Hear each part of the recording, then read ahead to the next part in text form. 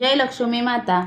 आज आपण श्री नवनाथ कथासार याबद्दल बोलणार आहोत। श्री नवनाथ कथासार का वाचावे किंवा पारायण का करावे, तसे तर त्याचे खूप फायदे आहेत। खूप चांगले अनुभव येतात, सर्व मनोकामना पूर्ण होतात।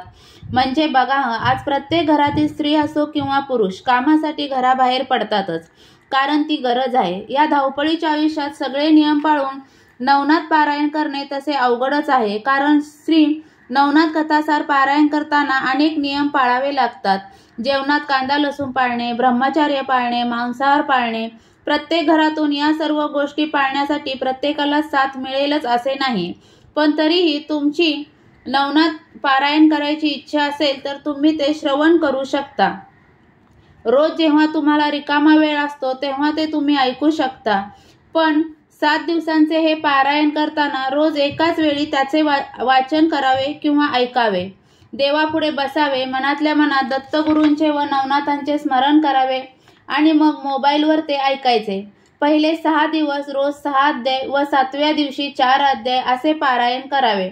आपल्या चॅनलवर दिवस 1, दिवस 2 असे पारायणाचे 7 दिवसाचे अध्याय प्लेलिस्टमध्ये आहेत, तेथून तुम्ही ऐकू शकता।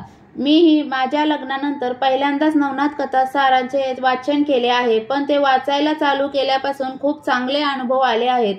मी लहान असताना म्हणजे इयत्ता 5वी मध्ये असताना माझे आजोबा वाचत असताना एक दिवशी मी पाहिले होते, पण ते तेव्हा ग्रंथाला हात लावू देत नसत। ते सर्व नियम पाळून पारायण करत होते। त्यांचे पारायण पूर्ण झाल्यानंतर मी हट्टाने तेव्हा हे नवनाथ कथासार वाचले होते। माझ्या अनुभवातून सांगते, माझ्या वैयक्तिक आयुष्यात खूप मोठ्या अडचणी आल्या, पण सर्वातून बाहेर पडले। नवनाथ कथासारचे खूप चांगले फायदे आहेत।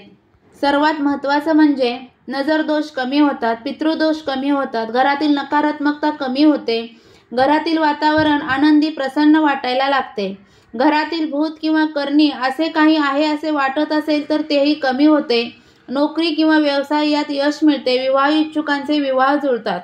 नवनाथ कथासार या ग्रंथाच्या पारायणाचे किंवा वाचनाचे फळ लवकर मिळावे असे वाटत असेल तर मन स्वच्छ व निस्वार्थी ठेवा। मनातून देवाला साथ घाला आणि नवनाथ कथासार ऐका, तुम्हाला नक्कीच चांगला अनुभव येईल। ही माहिती पूर्ण ऐकल्याबद्दल धन्यवाद। अवधूत चिंतन श्री गुरुदेव दत्त।